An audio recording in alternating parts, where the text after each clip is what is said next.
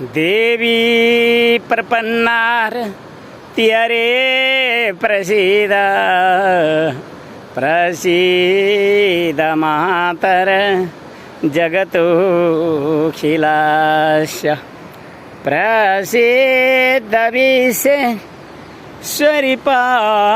विषं तमीश्वरी देवी चराचरस्य। आज 2079 असारको 5 गते आइतबारको दिन म अहिले श्री बुढी गण्डकी र त्रिशुलीको बेनी सङ्गम, यस बेनी सङ्गम धार्मिक पर्यटकीय क्षेत्रमा आइपुगेको छु र मैले यो श्री गौरीशङ्कर सङ्गम गौरीशङ्कर घाटबाट यो दृश्य भिडियो तपाईहरुसम्म पुर्याइरहेको छु। हामीले जुन प्रकारले यो गोर्खा राज्य नेपाललाई अनुसन्धान गरिरहेका छौं कि हाम्रा वीर र कविहरूले जुन राष्ट्रिय एकीकरणको यात्राहरूमा यो राष्ट्र हामीलाई सुम्पेका छन्, हामीले यो राष्ट्रलाई जुन प्रकारको फोरिएको बहुदलीय अस्वस्थ राजनीतिको प्रतिस्पर्धाबाट जुन प्रकारले यो राष्ट्रलाई आघात चोटहरू परिरहेका छन्, तिनीहरूको हामीले पनि अनुभव गरिरहेका छौं। एउटा वैदिक विज्ञानको अनुसन्धान गर्ने विद्यार्थी हुने नाताले मैले यी आवाजहरू अवश्यमेव यो गोर्खा राज्य नेपालको हितका निमित्त बुलन्द साथ बोल्नै पर्ने हुन्छ र हामीले हाम्रो वैदिक सनातन धर्म संस्कृतिलाई वैदिक शास्त्रका साथमा त्यहाँ वेद पनि छ र वेदान्त पनि छ, त्यहाँ महाभारत र रामायणको इतिहास पनि छ र त्यहाँ 18 पुराणहरू पनि छन्। ती सबै शास्त्रहरूको आडमा उभिएर हामीले हाम्रो यो हिन्दू समाजलाई शोधन गर्नुपर्ने आवश्यकताको पनि महसुस गरिरहेका छौं। जबसम्म हामीले हिन्दू समाजलाई शोधन गर्दैनौं र हामीले वैदिक सनातन धर्मलाई संरक्षण गर्नका निमित्त आवश्यक पर्ने ब्राह्मणहरूमा जुन प्रकारको ब्राह्मणत्वको आवश्यकता वातावरण हो, संरक्षण गर्नुपर्ने हो, त्यो संरक्षणका निमित्त हामी उभिएनौं भने हामीले यो गोर्खा राज्य नेपाललाई शक्तिहीन र अत्यन्त दरिद्र आर्थिक प्रलोभनका लोभमा विदेशीहरूको गुलामी र गोठाला अनि हामी उस्तै पर्यो भने युद्धको पृष्ठभूमिमा शरणार्थीहरूका ती पोका बोकेर हिँड्नुपर्ने परिस्थितिहरू, आजको फोरिएको बहुदलीय राजनीतिको प्रतिस्पर्धा र तिनका नेताहरूले जुन प्रकारले यो राष्ट्रलाई हामीले बुझेका छैनौं त्यसो होइन, हामीले बुझेका छौं र हामी उठेका छैनौं त्यसो होइन, हामी पनि जागेका छौं र हामीले वैदिक विज्ञानका साथमा दैवी सिद्धिका साथमा यो राष्ट्रलाई कसरी दैवी प्रकोप साथमा कसरी हामीले बहुदलीय राजनीतिको अस्वस्थ प्रतिस्पर्धामा उभिएका ती दलीय दलाल नेताहरूलाई, यो राष्ट्रको आघात चोट पार्नेहरूलाई हामीले तिनीहरूलाई पन्छाउन सकेनौं भने यी बुढी गङ्गा र यी त्रिशुली नदीहरूको सङ्गम यो भनेको कवि र वीरहरूको सङ्गम हो। यो भनेको वैदिक दैवी सिद्धिहरूको ऊर्जा दिने एउटा पवित्र तीर्थ हो। हामीले अनुभव गरेका छौं र हामी सडकबाट होइन, हामीले आफ्नो एउटा वैदिक शास्त्रका त्यहाँभित्र भएका विज्ञानहरू साथमा उभिनु छ। हामी तिनै वैदिक विज्ञानका बलमा हामीले कस्ता कस्ता दैवी सिद्धिहरू देखाउनु पर्ने हुन्छ। त्यसका लागि हामीले माताको पुकार गरिरहेका छौं। त्यसका लागि हामीले बुढी आमैलाई शिक्षा र उपदेश दिने नाताले सम्मान दिइरहेका छौँ। यी बुढी आमै भनेको श्री बुढी गण्डकी नै हुन्, यसरी बुझ्नुहोला। र यी बुढी गण्डकीलाई नै हामीले गौरीको नामबाट लिएका छौँ भने त्रिशुली गोसाई कुण्डबाट आइरहेको हुनाले हामीले यहाँ नीलकण्ठ महादेवको परिकल्पना गर्दै हामीले गोसाई कुण्डको प्राचीन ऐतिहासिक जुन हाम्रो मूल्य र मान्यता धर्महरू छन् त्यसलाई स्मरण गरिरहेका छौँ।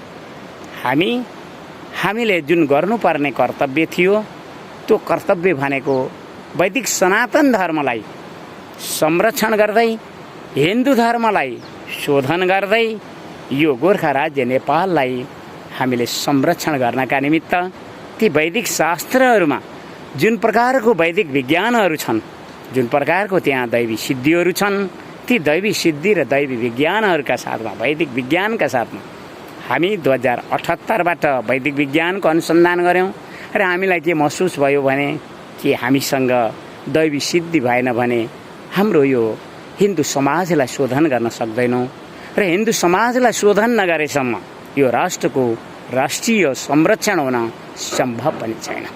वैदिक सनातन धर्मलाई संरक्षण गर्नका निमित्त ब्राह्मणहरूमा ब्राह्मणत्वको रक्षा गर्नै पर्ने हुन्छ। ब्राह्मण जन्मले हुँदैनन्, कर्मले हुने गर्छन्। ब्राह्मण कोही खेताला जीविकोपार्जन गर्ने ती खेतालाहरूद्वारा दिएका यज्ञोपवित्र काँधमा हुँदैमा कोही पनि ब्राह्मण हुन सक्दैन। ब्राह्मणको कर्म हो वैदिक शास्त्रहरूलाई पढ्नु र वैदिक शास्त्रहरू पढाउनु।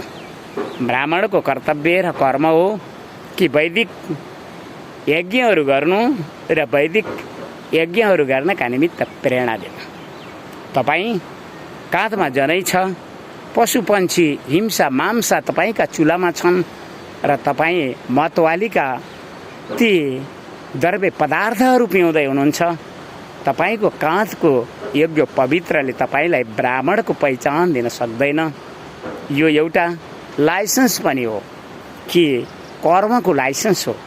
वैदिक कर्मका निमित्त जुन आवश्यक पर्ने जुन लाइसेन्स हो त्यो लाइसेन्स नै तपाईँको गलत व्यक्तिबाट दिइयो भने तपाईँ यातायात ती ट्राफिकहरूलाई स्मरण गरिदिनुहोस् कि जथाभावी लाइसेन्स लिएकाहरू सडकमा गुड्न थाले भने दुर्घटना घट्दैन। यस्तो त हुनै सक्दैन। हाम्रो हिन्दू समाज आज पतनतर्फ गइरहेको छ र यो अत्यन्त जुन अस्वस्थ बहुदलीय राजनीतिले जुन धर्मलाई खेलवाड गरिरहेको छ त्यो हामीले आक्रोशका साथ बोल्नुपर्ने हुन्छ।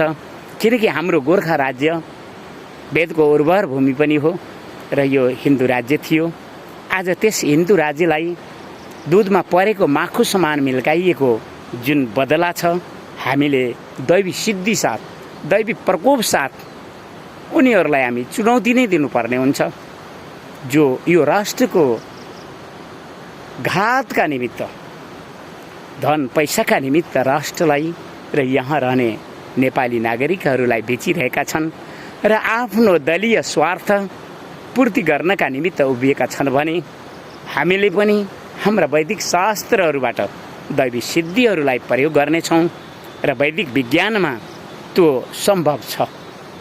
तपाईलाई यस विषयमा जान्नु पर्यो भने आफ्नो जीवनलाई, आफ्नो जीवन विज्ञानलाई ती माता तत्त्वको गर्भमा बुझ्ने प्रयास गरिदिनुहोस्। विवाद गर्नेतर्फ नजानुहोस्। तपाईको वैदिक शास्त्रहरूलाई अध्ययन गर्नुहोस् र त्यहाँ भएका जुन विषयहरू छन् ती शिक्षाका निमित्त हुन् भनेर बुझिदिनुहोस्। शिक्षा गलत भयो भने र अनुशासन रहेन भने र दण्डहीनताको समाज बन्यो भने त्यहाँ कसैले पनि सुख पनि पाउँदैन, शान्ति पनि पाउँदैन र सुरक्षा र संरक्षित जीवन पनि पाउँदैन। आज हामी त्यसै परिस्थितिमा उभिएका छौँ। हामीले अनुभव गरिरहेका छौँ अनि हामी तिनी अनुभवहरूका साथमा अहिले म यहाँ फुलबारी बगैँचाहरूमा उभिएर एउटा प्रकृतिको खुला विश्वविद्यालयमा जुन प्रकारका शिक्षाहरू हासिल गरियो र ती शिक्षाहरूद्वारा आज यो राष्ट्रलाई यस प्रकारको राष्ट्रघातका श्रृङ्खलाहरू चलिरहेको देख्दा र फोहोरिएको बहुदलीय राजनीतिको अस्वस्थ प्रतिस्पर्धालाई देख्दै हामीले हाम्रा वैदिक शास्त्रहरू र हामीले त्यो वैदिक विज्ञानलाई प्रयोग गरेनौँ भने र हामीले दैवी सिद्धिहरूको अनुसन्धान गर्दै दैवी सिद्धिहरू देखाउन सकेनौँ भने हामीले यी जुन भेषहरू लगाइरहेका छौँ यो अन्धकारलाई नाश गर्दै ज्ञानको प्रतीक त्यस उषाकालीन प्रभातको सिन्दुरहरूको प्रतीक हो र हामी तिनै प्रतीकका साथमा यी आवाजहरू बुलन्द गरिरहेका छौँ। हामीलाई धनको प्रलोभनले जित्न सकिँदैन। हामीलाई जित्नका निमित्त त वीर र कविहरूको सङ्गतमा उभिनै पर्ने हुन्छ। कुनै पनि राष्ट्रले वीर र कविहरूलाई नै सम्मान दियो भने मात्र त्यो राष्ट्र संरक्षित पनि हुन्छ र त्यो राष्ट्रमा रहने जनताहरू सुखी पनि हुन्छन् र त्यो राष्ट्र उन्नतिको पथमा जाने गर्छ। तपाईँ आज कहाँ जाँदै हुनुहुन्छ?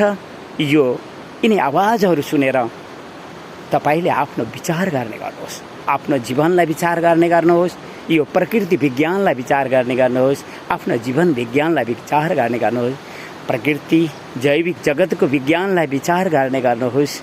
मलाई त त्यही नै लागिरहेको छ र यी माताहरूले जुन प्रकारले मलाई भाषाहरू दिए, जुन प्रकारले यी आवाजहरू बोल्नका निमित्त मलाई प्रेरणा दिइरहेका छन् कि मैले यो गोर्खा राज्य नेपाललाई योगदान दिनका निमित्त वैदिक शास्त्रहरूकै साथमा उभिनुपर्छ।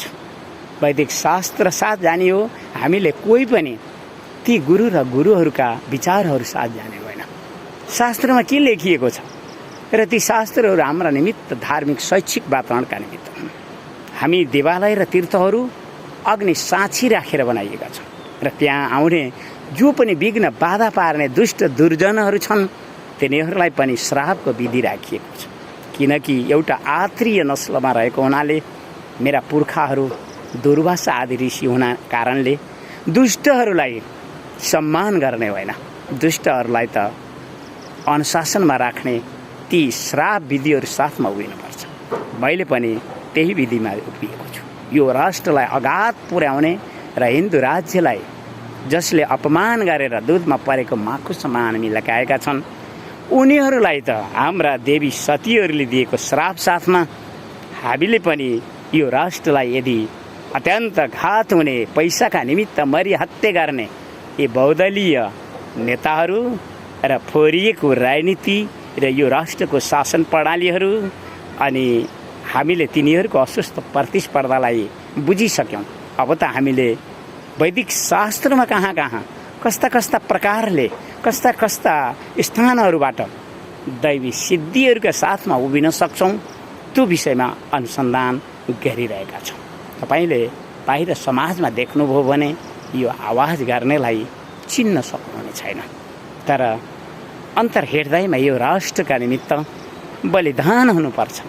अब हामीले यो राष्ट्रलाई हित गर्नका निमित्त वैदिक सनातन धर्मलाई संरक्षण गर्नका निमित्त हामीहरू उभिएनौँ भने आजको जुन युवा र युवती पिँढीहरू छन् यी पिँढीहरूलाई हामीले सदुपयोग गर्न सकेनौँ भने यो राष्ट्र विदेशीको गुलामी हुनेछ, विदेशीको अधीनमा जानेछ। पैसा सबै थोक होइन। हाम्रो स्वाभिमान, हाम्रो राष्ट्रियता र हाम्रो गौरव पनि एउटा विषय हो। हामीले सडकमा जाँदैनौँ, हामी दैवी सिद्धिहरूका साथमा यो राष्ट्रका हितका निमित्त जो उभिन्छन् उनीहरूलाई साथ दिन्छौँ।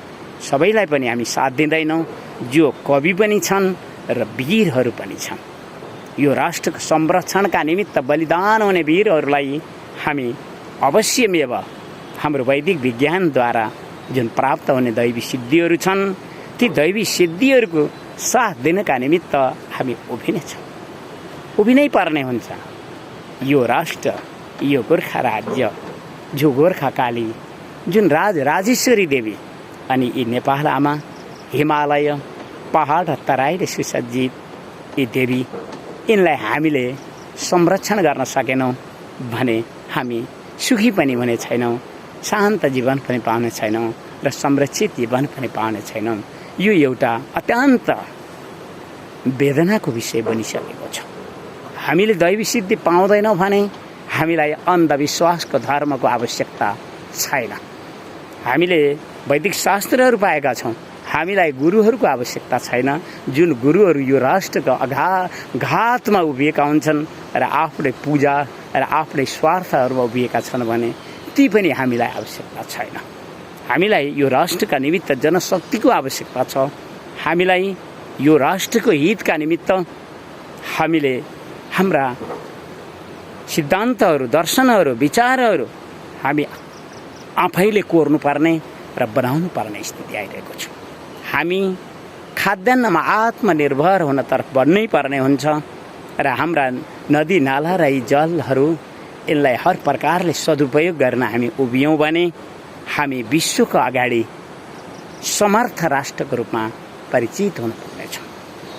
हामीलाई यी दलीय नेताहरूका जुन प्रवृत्तिहरू छन्, यी प्रवृत्तिहरूले न त हाम्रो हिन्दू राज्यलाई नै संरक्षण गर्न सक्यो, न त हाम्रो वैदिक सनातन धर्मको अगाडि ती ब्राह्मणहरू जो ब्राह्मणत्वको साथमा उभिन नै सके र ती जो कोही पनि पैसाका निमित्त मरिहत्या गरिरहेका छन् उनीहरूलाई यो कुरो थाहा भएन कि राष्ट्रको राष्ट्रिय गौरवलाई कसरी बचाउनु पर्छ।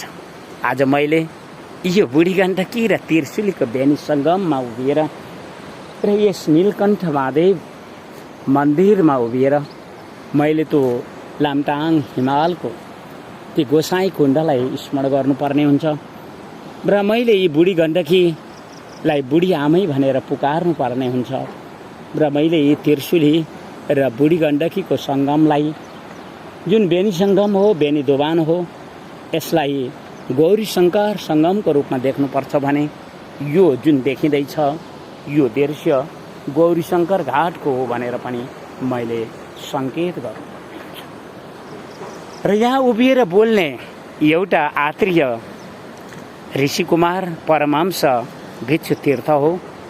उसले जुन आवाजहरू गरिरहेको छ त्यो आवाजहरू प्रकृतिको खुला विश्वविद्यालयबाट जुन प्रकारका शिक्षाहरू प्राप्त भए र जो वैदिक शास्त्रहरूमा जुन प्रकारका विज्ञानहरू थिए, वैदिक विज्ञानहरू थिए, दैवी सिद्धिका विज्ञानहरू थिए, तिनका पछि मैले देवालय र तीर्थहरू अग्नि साँची राखेर सङ्कल्प गरेँ र हिन्दू समाज नै मलाई शोधन गर्नुपर्ने मेरी माँको वचन हुनाले मैले त ब्राह्मणहरूमा ब्राह्मणत्वको संरक्षणका निमित्त आवाज निकाल्नु पर्ने हुन्छ। किनकि म एउटा आत्रेय हुँ र आत्रेयहरूको भीष्म प्रतिज्ञात्मक स्वरूपहरू दुर्वासा ऋषिलाई देखे हुन्छ, अनि ती दत्तात्रेय महाराजीलाई देखे हुन्छ, अनि ती चन्द्रमा सोम यस्तै उपकारी अत्रि र अनुसुयाहरूलाई हामीले त लोकको हितका निमित्त आवाज गर्ने हो र यो भौतिक शरीरलाई लोकहितका निमित्त नै, समाजको हितका निमित्त नै, राष्ट्रको हितका निमित्त नै यो भौतिक शरीरको पनि सदुपयोग गर्ने हो र यो मन र बुद्धिको पनि सदुपयोग गर्ने हो र माताका आशीर्वाद र वरद हातहरू शिरमा भएर जुन जे जस्ता पदार्थहरू मलाई प्राप्त हुने गर्छन् ती पदार्थहरूको पनि मैले सदुपयोग गर्नुपर्ने हुन्छ। मैले मेरो बाणीलाई कठोर बनाउने गर्छु।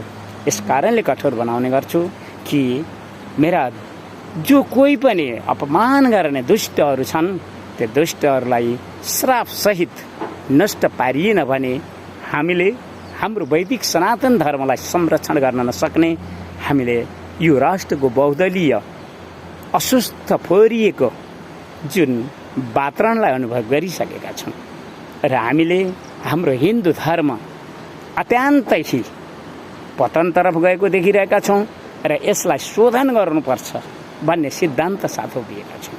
त्यसैले पनि हामी अलिक कडा भाषाहरूमा बोल्ने गर्छौँ र हामीले दैव र दैवी सिद्धिहरूका विषयमा अनुसन्धान गरेको हुनाले हामीले हाम्रो जीवन विज्ञानसँग त्यो ईश्वरको विषयमा र त्यो दैवको विषयमा कति बेला ती देवी आमाहरूको त्यो डिम्ब अण्डमा परेको त्यो रस बीज अनि आज त्यो 10 महिनाको गर्भबाट त्यो स्तनमा दुध र यो भौतिक शरीर अहो त्यहाँ दैवी सिद्धि छैन भनेर मैले कसरी मानु? दैवी सिद्धि छ। प्रकृतिले चाहेमा र वैदिक शास्त्रहरूले बताइएको बाटोमा कुद्दै जाँदा र एक्लो मागन्ते भिखारी भए पनि माताहरूले दया गरिदिएको हुनाले म त अहिले 57 वर्षको उमेरसम्म आइपुगेको छु र मलाई पुरा विश्वास छ कि मैले पनि यो गोर्खा राज्य नेपालको हितमा एउटा इतिहास कोर्नु परेको छ र त्यसैले पनि मलाई त मोक्ष र अन्य विषयहरूका जुन अन्धविश्वासका कुराहरू ती मलाई आवश्यक छैन, किनकि मैले चेतन र जडको मैले त यो प्रकृति र ईश्वरको विषयमा अनुभव गरिरहेको छु र मेरा माताहरूले मलाई त्यस प्रकारको जुन शिक्षाहरू दिएका छन् र मैले एउटा मागन्ते र भिखारी भएर त्यही कुरो मागेको छु कि हे माँ मलाई दैवी बल बुद्धि र विद्या दिनु। त्यही दिएमा मैले मेरो यो मानव जन्मलाई सफल र सार्थक बनाउन सक्छु भनी बोली पनि रहेको छु भन्दै म समस्त विश्व मानव जातिलाई सिर्जना गर्ने ती देवी आमाहरू जो विश्व मानव जातिकै आदि गुरुहरू पनि हुन्, उनीहरू शिक्षित सभ्य र अनुशासित छन् भने अवश्यमेव उनीहरूका वरदा हातमा नतमस्तक झुकेर सेवा गर्ने र यो राष्ट्रको निमित्त बलिदान हुने मैले यी बुढी गण्डकी र त्रिशूललाई साक्षी राखेर बोलिरहेको छु र यी आवाजहरू पठाइरहेको छु। तर म सडकमा जाने होइन, मैले त मेरी माँका काखहरूमा मैले त यी पृथ्वी माता गोर्खा राज्य र राजराजेश्वरी गोर्खा कालीका चरण शरणमा रहेर दैवी सिद्धिहरूका साथमा जो यो राष्ट्रको हितमा उभिने वीरहरू र कविहरू छन् उनीहरूलाई मैले साथ दिने हो भन्दै यो आवाजलाई यतै रोक्छु। देवी प्रपन्नार त्यरे प्रसिद्ध प्रसिद्ध मातर जगतोखिलस्य प्रसिद्ध विश्वेश्वरी पाई विषम तमीश्वरी देवी चराचरस्य। हस्त धन्यवाद।